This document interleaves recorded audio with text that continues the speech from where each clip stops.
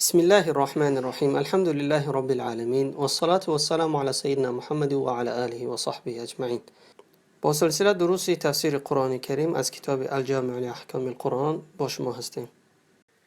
باب امروزه درباره ترتیب سوره های قرآن کریم و آیات هایی که در سوره های قرآن کریم هست و چگونه شکل و طرز نوشت و نقطه گذاری های هر یک سوره را کی گذاشته است را ان شاء الله تعالی میخونیم. قال ابن الطيب إن قال قائل قد اختلف السلف في ترتیب سور القرآن. ابن الطيب رحمه الله میفرماید اگر که شخص بپرسد که اصحاب سلف یعنی کسانی گذشته در ترتیب سوره های قرآن کریم اختلاف داشتند، یعنی اصحاب کرام در ترتیب سوره های قرآن کریم اختلاف داشتند که ترتیب هر یک از ترتیب دیگر فرق می نمود. بعضی ها به ترتیب تاریخی نزول قرآن کریم نویسانده بودند و بعضی ها هم به ترتیب امروزه که به ما رسیده است. و امام ابن طیب رحمه الله می فرماید که اگر که بپرسند که چرا اصحاب سلف چنین اختلاف داشتند در قرآن کریم، در جمع نمودن قرآن کریم، بمانند من قدم المکی علی المدنی و منهم من جعل فی اول مصحفه الحمد، یعنی اونایش که تقدیم نمودن آیات های مکی را و سوره هایی که در مکه نازل شد بر آیات ها و سوره هایی که در مدینه نازل شده بود، یعنی این گونه ترتیب قرآن نویسندگی بودند، یعنی اول سوره اقرا، بعد سوره مزمل، مدثر و دیگر ترتیب هایی که قرآن کریم در ابتدای نزول سوره ها و آیات های معینی داشت و همه قرآن یک و یک باره به پیامبر اکرم صلی الله علیه و سلم نخوانده بود. پس اونهایی که جمع نموده بودند همون به ترتیب نزول سوره ها قرآن را جمع نموده و نویسانیده بودند. و منهم من جعل فی اول مصحفه الحمد، یعنی بعضی از اون اصحاب سلف در جمع نمودن قرآن کریم اولین سوره را که نویسانده بودند سوره حمد نوشته بودند. و منهم من جعل فی اوله اقرأ بسم ربک، و بعضی از اونهایی که جمع قرآن کریم نمودند سوره اقرا را در ابتدا در اول نویسانیدند، به حسب ترتیبی نازل شدن قرآن کریم نویسانیدند. و اونهایی که اول سوره اقرا را مونده بودند این یکمین کسش این حضرت امام علی رضی الله عنه است، یعنی مصحفی را که حضرت علی رضی الله عنه جمع نموده بود در ابتدا در اولین نوشتش سوره اقرا را نویسانیده بود. و اما مصحف ابن مسعود فإن اوله مالک یوم الدین، و ابن مسعود رحمه الله اولی جمع نمودهش از مالک یوم الدین یعنی سوره حمد سر نموده است. ثم البقره ثم النساء، پس از آن سوره بقره و سوره نساء علی ترتیب مختلف، اما با ترتیب مختلفی دیگرگونه، نه این شکلی که عین حال در نزد ما قرار دارد است. و در مصحف ابی ابن کعب اولش الحمدلله رب العالمین است، پس از آن سوره بقره است، بعد سوره بقره سوره نساء است که ترتیب سوره نساء بعد سوره آل عمران میاد، اما سوره بعد سوره بقره سوره نساء است و بعد سوره نساء سوره آل عمران است. پس از آن سوره مائده می شود که سوره مائده نیست و سوره انعام است، بعد او اعراف است، بعد مائده است. یعنی ترتیب‌های مختلف داشته که حضرت ابی ابن کعب هم در مصحفی که جمع نموده بود. ثم كذلك على اختلاف شدید، یعنی همین گونه اختلاف شدید در جمع مصحفش حضرت ابی ابن کعب داشته. و حضرت ابوبکر بن طیب یعنی قاضی ابن طیب رحمه الله میفرماید در سوالی که در اول شد، یعنی چرا چنین اختلاف شدید داشتند، فالجواب انه يحتمل ان يكون ترتیب السور على ما هي عليه اليوم في المصحف كان على وجه الاجتهاد من الصحابه، یعنی این اختلاف شدیدی که صحابگان در ترتیب جمع سوره ها در قرآنشان داشتند ممکن است که این همه ترتیب گذاری سوره ها از جهت اجتهاد هر یک صحابه خودش باشد، یعنی از امر پیامبر اکرم صلی الله علیه و سلم نیست. این سخن قاضی ابوبکر بن طیب رحمه الله می‌فرماید. وذكر أن ترتيب الآيات في السور ووضع البسملة في الأوائل هو من النبي صلى الله عليه وسلم. و در اینجا امام قاضی ابوبکر بن طیب رحمه الله یک مثال میزند که در هنگام ترتیب گذاشتن آیت ها در یک سوره و گذاشتن بسم الله الرحمن الرحیم در ابتدای هر یک سوره، این از کاری پیامبر اکرم صلی الله علیه و سلم بود. یعنی پیامبر اکرم صلی الله علیه و سلم امر میکرد که در اولای سوره بسم الله بمانند و این چنین امر میکرد که این آیت نازل شده را بعد کدام از آیات هایی در کدام سوره بماند. ولما لم يأمر بذلك في اول سوره براءه تركت بلا بسمله. یعنی همین بسم الله گذاشتن که از کاری که پیامبر اکرم صلی الله علیه و سلم بود، هنگامی که امر نکرد که در اول سوره براءت بسم الله بمانند، سوره براءت را به بسم الله نویساندند و همین گونه با ما آمده رسیده است. و قول امام قاضی ابوبکر این صحیح ترین هست که در ما آمده رسیده است، برای و نظر امام قرطبی رحمه الله تعالی. یعنی ترتیب گذاشتن هر یک سوره پس از یک سوره این اجتهاد صحابگان رضی الله عنهم اجمعین بود و پیامبر اکرم صلی الله علیه و سلم به این امر نکرده است. برای همین اختلاف داشتن صحابگان در ترتیب و جمع نمودن قرآن هایی که در نزدشان بود.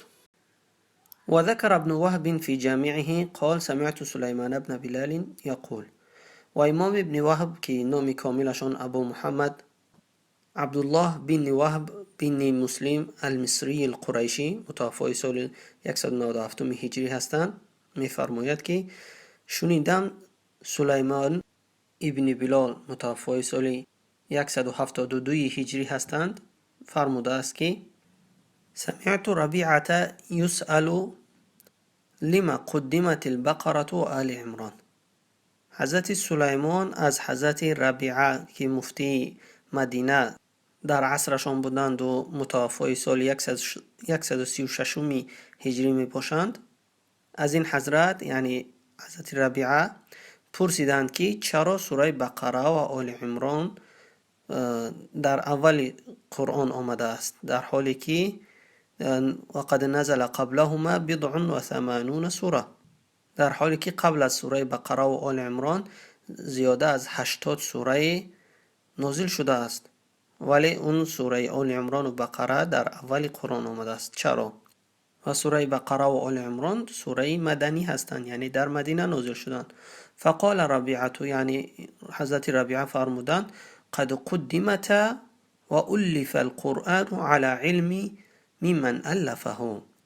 یعنی به تحقیق که سوره بقره و آل عمران تقدیم گشتند، یعنی از سوره 80 چند سوره که قبل سوره بقره و آل عمران نازل شد، اما سوره بقره و آل عمران تقدیم گشت به خاطر اینکه این بخواست و علمی مؤلف قرآن است، یعنی الله عزوجل. و قد اجتمعوا على علم بذلك. و این چنین صحابگان رضی الله عنهم اجمعین هم جمع شدن و همشون یقین داشتن به همین کار که این به علم و امر الله عزوجل است. فهذا مما ننتهي الیه ولا نسأل. یعنی و به همین امر، یعنی که از جانب الله بودنی ترتیب سوره های قرآن کریم همگی جمع می شویم و سوالی در این باره نمی کنیم. خلاصه گپ این است که حضرت امام ابن وهب که متوفای سال 197 هجری است، از حضرت سلیمان ابن بلال گوش کرده است که این حضرت سلیمان ابن بلال سال 172 هجری وفات کرده است، یعنی 20 سال قبل از حضرت ابن وهب. و حضرت سلیمان از قاضی از مفتی مدینه در عصرش که بود، یعنی 136 هجری وفات کرده بود. همون حضرت ربیعه وقتی سوالش میکنن که چرا سوره بقره و آل عمران تقدیم گشته است، حضرت هم در جواب میفرماید که این کار به امر و علمی همون شخصی هست که قرآن کریم تعلیف نموده است. یعنی الله عزوجل قرآن کریم از جانب الله است و همون الله عزوجل چنین خواسته است و ما به همین اکتفا میکنیم و چیز سوال نمیدهیم، سوال زیادتی. و روایت آمده است از حضرت قتاده رحمه الله قال ابن مسعود من كان منكم متأسيا فليتأسى بأصحاب رسول الله صلی الله علیه و سلم. حضرت قتاده از ابن مسعود کلان مفسرها روایت میکند که میفرماید حضرت ابن مسعود من كان منكم متأسيا فليتأسى بأصحاب رسول الله صلی الله علیه و سلم، هر کسی که میخواهد اسوه و پیروی کند پس پیروی نماید به اصحاب پیامبر اکرم صلی الله علیه و سلم. فانهم كانوا ابر هذه الامه قلوبا، چون که اصحاب پیامبر اکرم صلی الله علیه و سلم پاکترین افراد از امت رسول اکرم صلی الله علیه و سلم بودند و دلهایشان پاکترین دلها بود. و اعمقها علما، و این چنین علمشان عمیقترین علم و بالاترین علم بوده. و اقلها تکلفا، و تکلف و مشقت در علمشان کمتر از کسانی بود که بعد اصحاب رسول اکرم صلی الله علیه و سلم آمدند.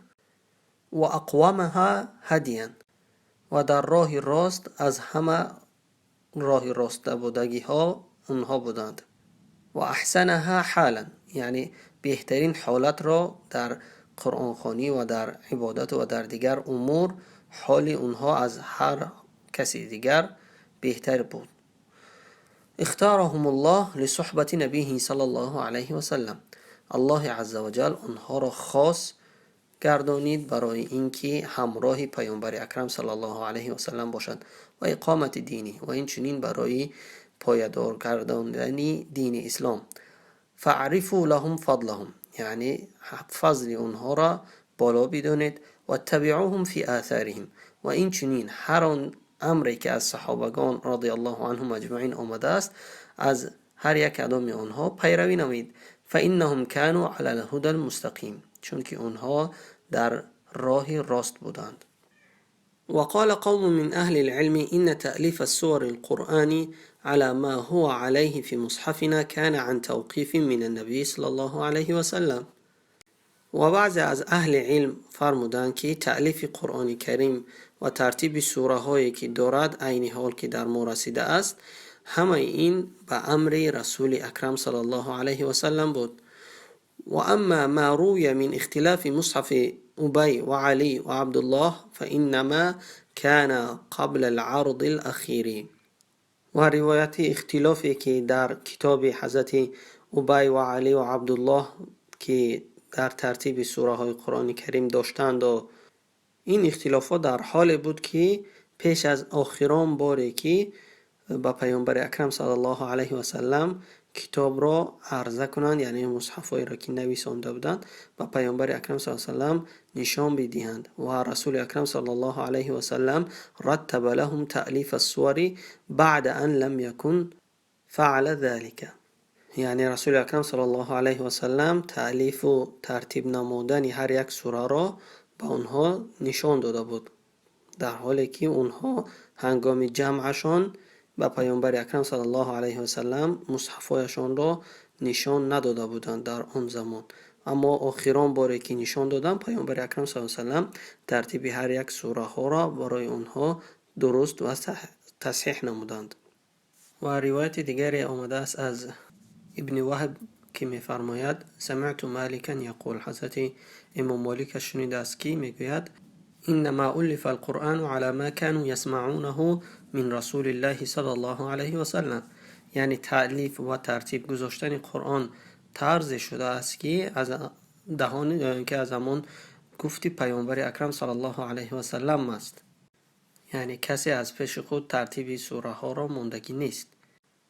وذكر أبو بكر الأنباري في كتاب الرد أن الله تعالى أنزل القرآن جملة إلى السماء الدنيا.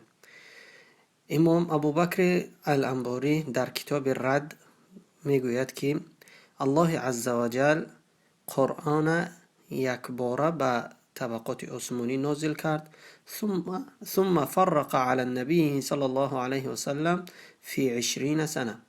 پس از آن از آسمان به پیامبر اکرم صلی الله علیه و سلم جداگانه در مدت 20 سال به پیامبر اکرم صلی الله علیه و سلم قرآن نازل شد. و كانت السوره تنزل فی امر یحدث.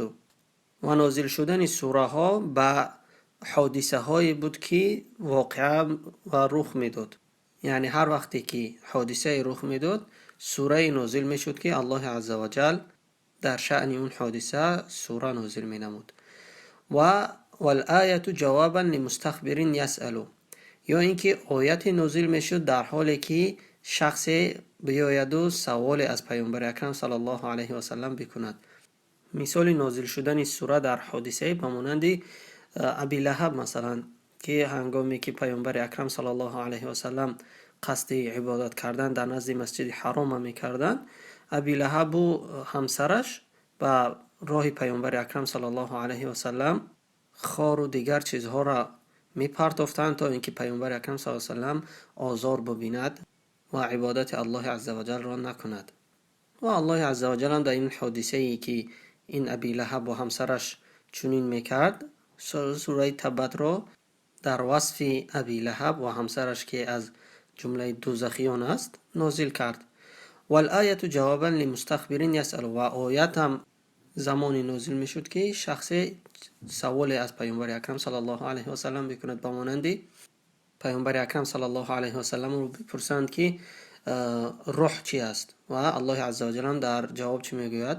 و یسألونک عن الروح قل الروح من امر ربی. یعنی که هنگامی که از تو سوال بکنند که روح چی است، بگو که روح این از جانب پروردگار من است، یعنی من چیزی درباره روح نمیدونم. یا اینکه سوال بدهند که کی روز قیامت میشه، یا اینکه از سوالهای زیادی که در قرآن کریم وجود دارد و جوابش را الله عزوجل داده است.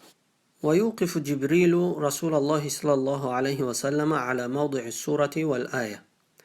و حضرت جبریل علیه السلام پیامبر اکرم صلی الله علیه و سلم در هر یک سوره می ایستاندش و می گوید که این سوره را پس از کدام سوره بماند و یا اینکه این آیتی که نازل شده است را پس از کدام آیت بماند.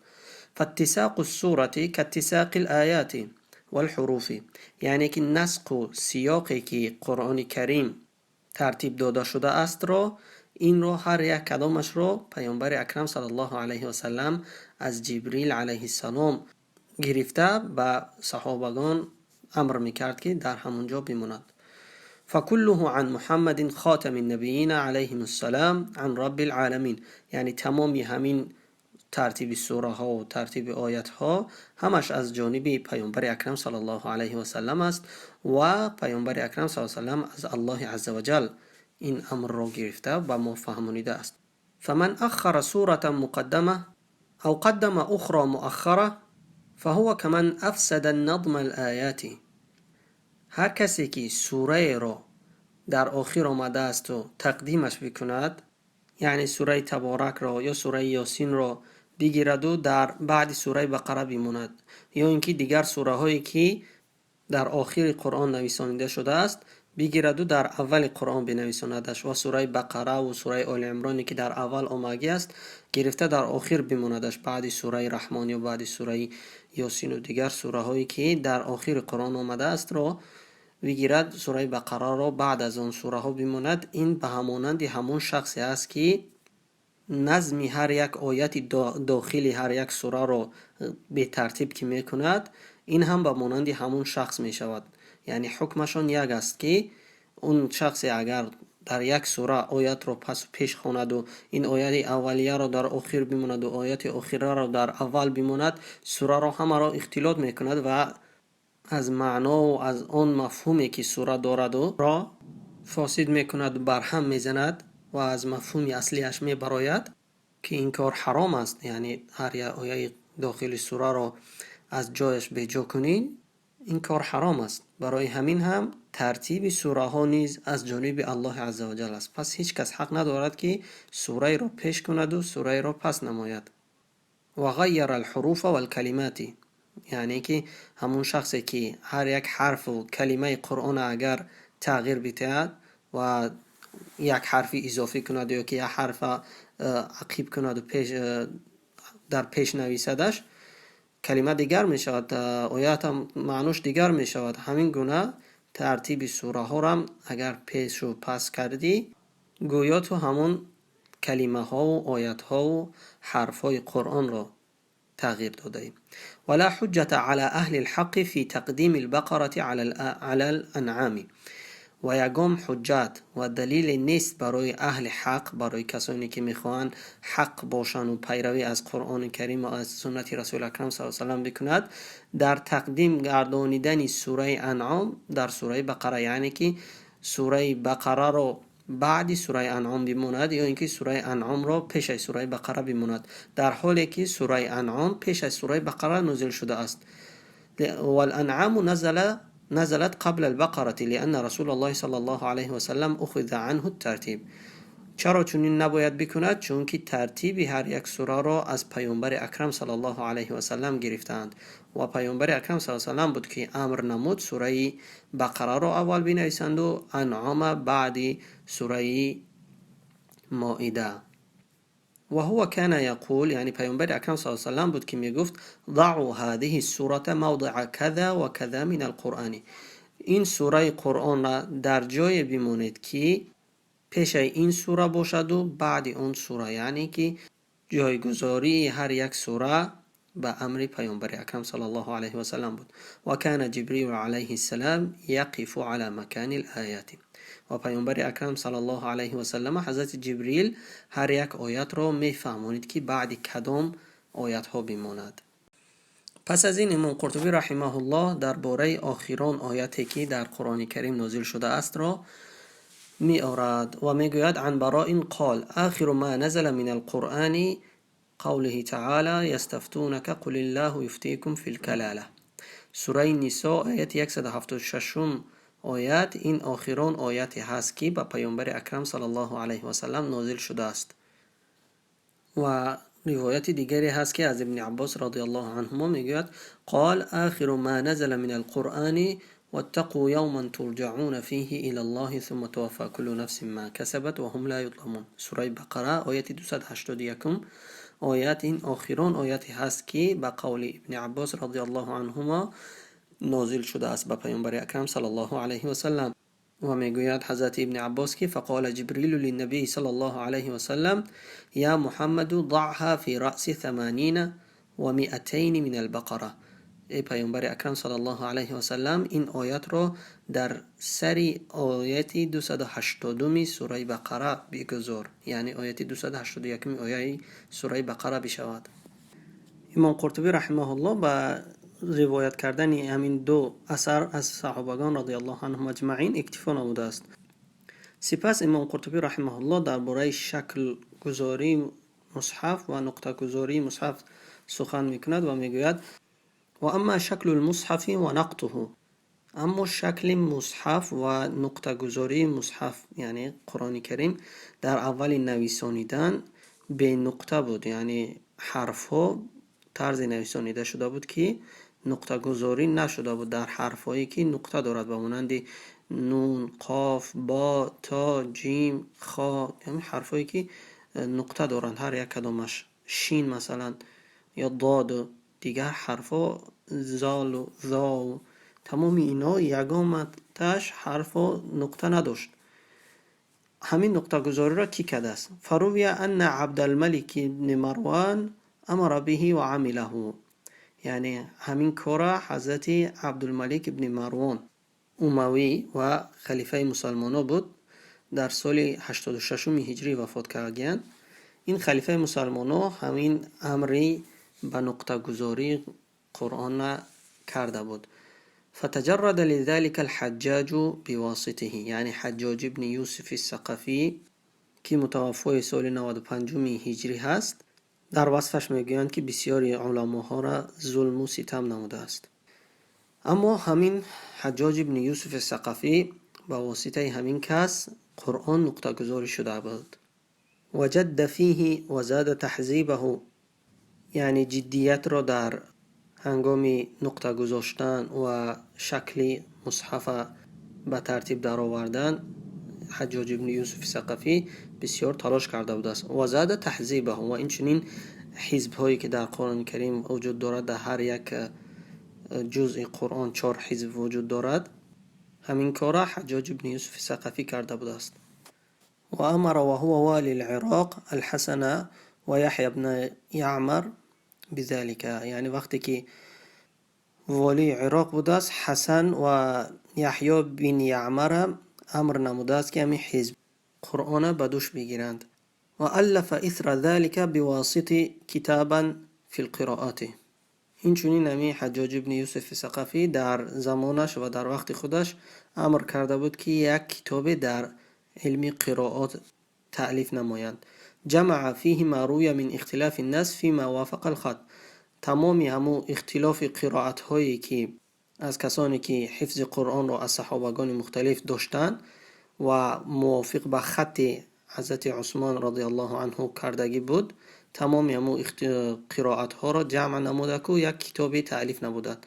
و مشى الناس على ذلك زمانا طویلا، و مردم هم به همین کتاب قرائاتی که حجاج ابن یوسف ثقفی امری به تألیفش کرده بودند، مردم زمانی درازه به همون قرائات قرآن کریم تلاوت میکردند. الى ان الف ابن مجاهد کتابه فی القرائات، تا زمانی که حضرت ابن مجاهد آمد و کتابش در علم قرائات تألیف نمود و به امت اسلام پیشکش کرد. امام ابن مجاهد محدث نحوی و شیخ مقرئین میگنش، یعنی کسی که هم حدیث دان بود و هم نحو دان بود و هم شیخ قاریای قرآن کریم بود که سال 324 هجری وفات کرده بودند.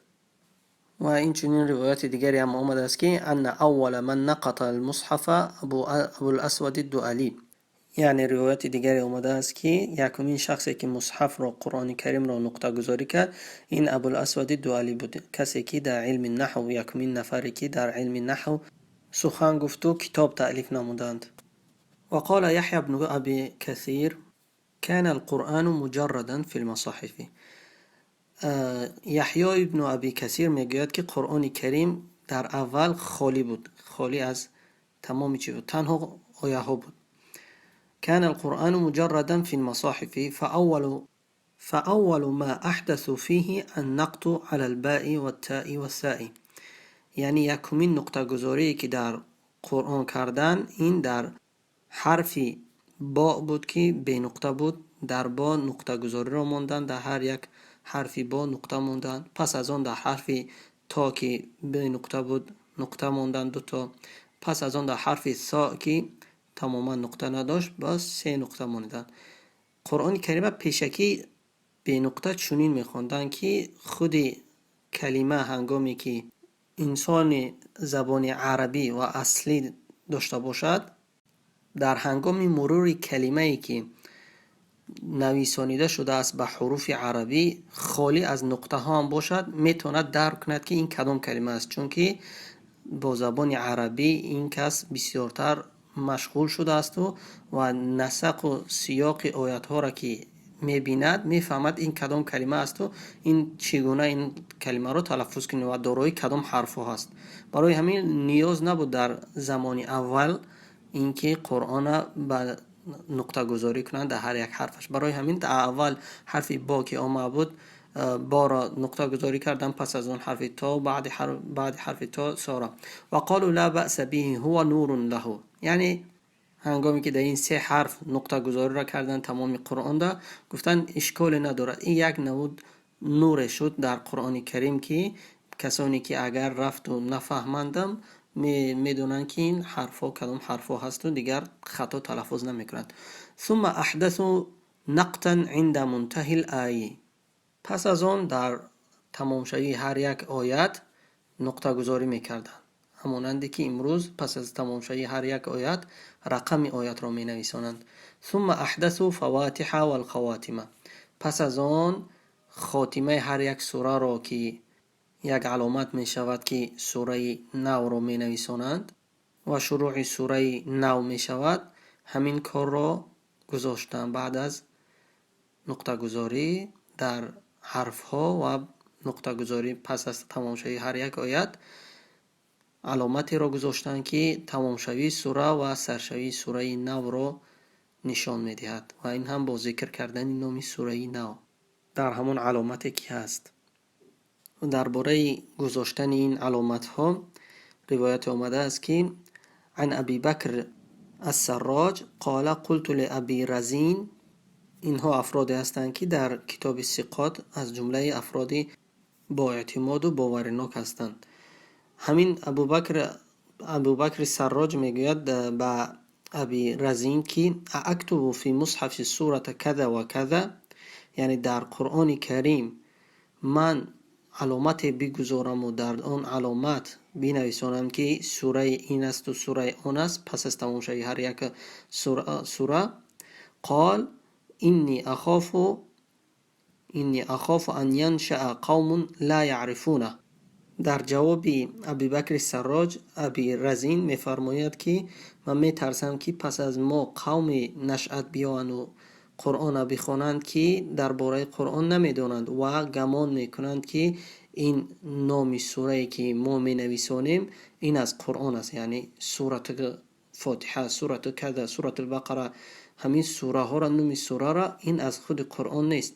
و ابی رزین از همین میترسید که همین قومی که بیاید بعد گمان کند که همینم قرآن است. نه، این قرآن نیست بلکه این اجتهاد صحابگان است. فیظنونه من القرآن، یعنی که همین سوره بقره، سوره آل عمران، همین سوره نویسانیدگی گویا که از قرآن باشد، اما این از قرآن نیست. همین علامتی که در درونش نامی سوره قرآن ذکر شده است. و امام الدارانی رضی الله عنه میفرماید که و هذه الاخبار كلها تؤذن بأن التعشير والتخميس وفواتح السور ورؤوس الآي من عمل الصحابة رضي الله عنهم قادهم إلى عمله الاجتهاد. یعنی همین 10 پاره تقسیم کردن قرآن یا 5 پاره تقسیم نمودن تمام قرآن 5 و 5 و 5 هم خیلی کرده، یا 10 پاره و 10 پاره و 10 پاره، یا اینکه اول سوره ها را نامش نویسانیدن و تمام شوی هر یک آیت را علامت گذاشتن، تمامی همین کارها عمل صحابگان رضی الله عنهم اجمعین است. و به خاطر چی این کار را کردن؟ به خاطر اجتهاد در قرآن کریم کردن تا برای ما آسان باشد و خوبتر بفهمیم. و سپس میفرماید که و ارى ان من كره ذلك منهم ومن غيرهم انما كره ان يعمل بالالوان. یعنی این کسایی که همین کارا را در زمان صحابگان رضی الله عنهم اجمعین نخواستن که این همین کارا بشود و هر یک قرآن مقصد آیات ها را تمام شویش را نقطه بمانند و آیت دیگر سر شود و همین نقطه گذاری و آخرهای سوره را نام سوره بنویسند که تا بفهم انسان سوره بود چید، سوره نو سر شد. همین را حضرت دارانی رضی الله عنه میگوید که من به خاطر آن میبینم که صحابگان برای چی اختلاف کردن؟ برای آن اختلاف نمودن که نمیخواستن همین گونه چیزها قرآن کریم رنگ و رنگ کند.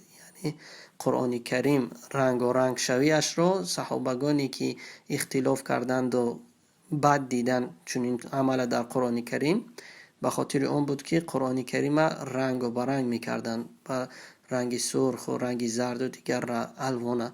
برای همین اونها نخواستند که در قرآن کریم بازی کنند انسان ها. وغيرهما على أن المسلمين في سائر الآفاق قد أطبقوا على جواز ذلك واستعماله في الأمهات وغيرها.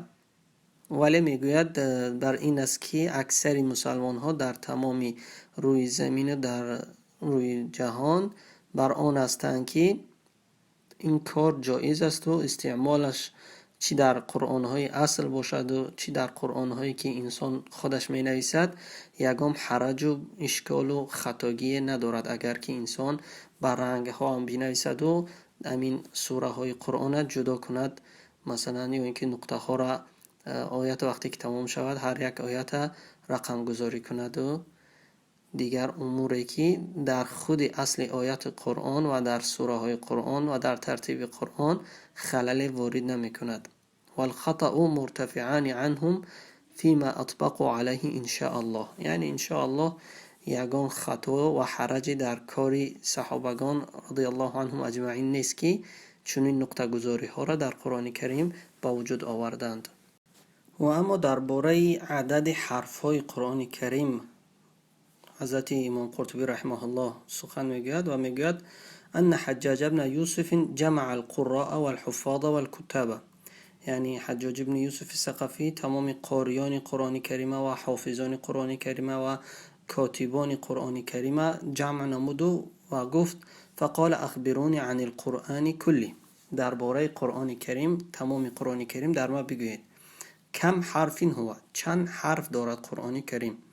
و در این جمعی که حجاج ابن یوسف ثقفی از تمام قاریان قرآن کریم و حافظان قرآن کریم و نویسندگان قرآن کریم بود، در همین جا همگی جمع شدن و اتفاق کردن بر آن که قرآن کریم دارای 340,740 حرف است. و حجاج ابن یوسف ثقفی درباره همین طور پرسانشان می شود که ما بین قرآن کریم در کدام حرف تمام می شود و آنها میگویند که در آیه سوره کهف 19 آیت در قول الله عزوجل ولیتلطف، در حرف فا، همین حرف فای کلمه ولیتلطف بین قرآن کریم است. و همین طور قرآن تقسیم کردن میگیرد. حجاج ابن یوسف ثقفی 3/1 قرآن میپرسد، باز نیمی 3/1 قرآن و دیگر همین گونه تقسیمات رفتن میگیرد. چنان دقیق و نازکیات قرآن کریم در این مجلسشان با یکدیگر مطالعه میکنند که سلام ابو محمد که گفتنی انسان که در بینشان حضور داشت میگوید این مجلس ما 4 ماه دوام کرد و تمام این نازکیات قرآن در این مجلس کشف و برای دیگران بیان ساختند. و به همین قدر اکتفا نموده و باب آینده را انشاءالله که درباره معنای سوره و معنای آیت و معنای کلمه و حرف چی است انشاءالله تعالی خواهیم گرفت. و السلام علیکم و رحمت الله تعالی و برکاته.